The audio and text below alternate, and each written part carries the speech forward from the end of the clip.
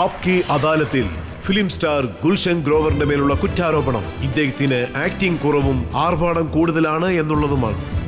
Gulshan sir, പലരും പറയാറുണ്ട് കുട്ടിക്കാലത്ത് താങ്കൾക്ക് ട്രെയിനിങ് നടന്നിരുന്നു, അത് താങ്കൾക്ക് ഇപ്പോഴും സഹായകമാണ്. ഞാൻ കേട്ടത് താങ്കളുടെ ആദ്യത്തെ റോൾ രാംലീലയിൽ ഒരു കൊരങ്ങിന്റെ റോളായിരുന്നു, സത്യമല്ലേ? അതെ, ഇത് സത്യമാണ്. അതായത് ഡൽഹിയിൽ എൻ്റെ അച്ഛൻ രാംലീല എഴുതുമായിരുന്നു, അതിൻ്റെ സംഘാടകനായിരുന്നു. ആ സമയത്ത് എനിക്ക് ഹനുമാൻജിയുടെ വാനരസേനയിൽ ഒരു റോള് കിട്ടി. അവിടുന്നായിരുന്നു എൻ്റെ തുടക്കം.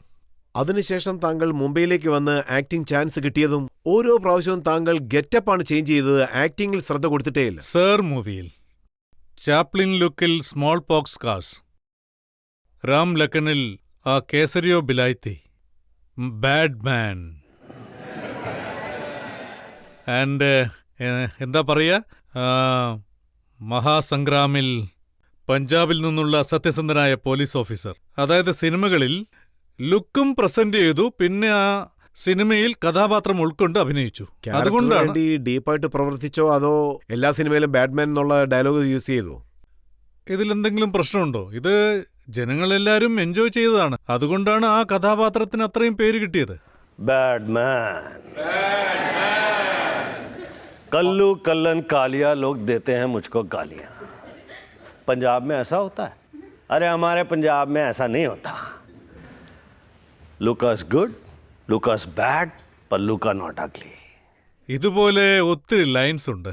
അങ്ങനെയുള്ള കഥാപാത്രങ്ങൾ സ്ക്രീനിൽ വരുമ്പോൾ ജനങ്ങളുടെ മനസ്സിൽ ഉടനെ ഓർമ്മ വരുന്നു, ജനങ്ങൾ ഉടൻ തന്നെ ഐഡന്റിഫൈ ചെയ്യുന്നു. ആൻഡ് ശരിക്കും പറയുകയാണെങ്കിൽ ഗബ്ബർ സിംഗിന്റെ ഡയലോഗ് ആയിക്കോട്ടെ, മുഗംബു ഡയലോഗ് ആയിക്കോട്ടെ, പിന്നെ എൻ്റെ ബാഡ്മാന്റെ ഡയലോഗ് ആയിക്കോട്ടെ, അതുകൊണ്ടാണ് ആ ക്യാരക്ടർ എപ്പോഴും ഓർമ്മിക്കുന്നത്. ഇപ്പോ താങ്കളുടെ അടുത്ത സിനിമകളുടെ പേര് നോക്കുകയാണെങ്കിൽ പറയൂ. ഒരു സിനിമയുടെ പേര് കല്യാണത്തിന് മുൻപ്, അതിനുശേഷം കഥ വടച്ചു വെക്കുക, അതിനുശേഷം ചിന്ന വീട്. ഞാൻ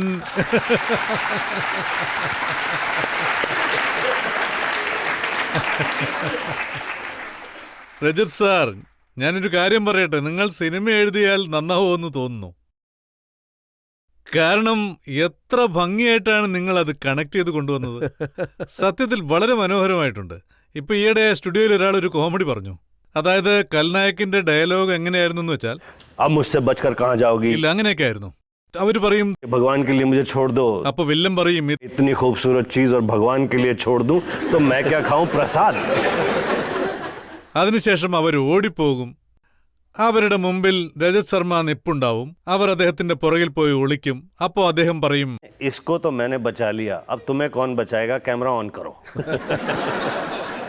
സോ നിങ്ങളുടെ കാര്യത്തിൽ പറയുകയാണെങ്കിൽ, അതായത് നിങ്ങളിപ്പോ പറഞ്ഞില്ലേ, അതായത് വരുന്ന സമയത്ത് താങ്കളെ ആര് രക്ഷിക്കുമെന്നുള്ള വിചാരമായിരുന്നു താങ്കൾക്ക്? എന്നെ രക്ഷിക്കുന്നത് ഇവരുടെ സ്നേഹമാണ്.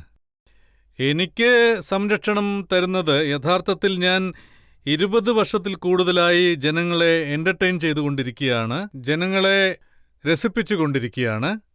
ഇതാണ് എന്നെ രക്ഷിക്കുക. അത് ഞാൻ എപ്പോഴും സമ്മതിക്കുന്നു. ഇതുവരെ ഞാൻ അച്ചീവ് ചെയ്തതെല്ലാം, പണം, പ്രശസ്തി, പേര്, എല്ലാം ഇവരുടെ അനുഗ്രഹം കൊണ്ടാണ്. അത് സത്യമായതുകൊണ്ടാണ് അവർ കൈയടിക്കുന്നത്.